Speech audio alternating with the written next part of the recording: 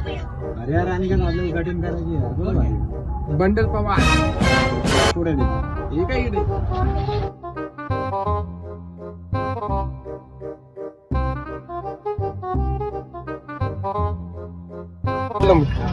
आपल्याला कटिंग करायची cutting number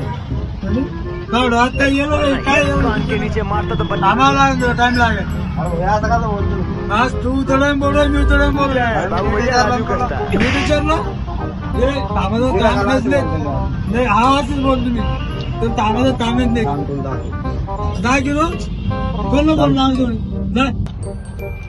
हा पुत्र पकडा पकडी संघटनेचा अध्यक्ष बोलतो.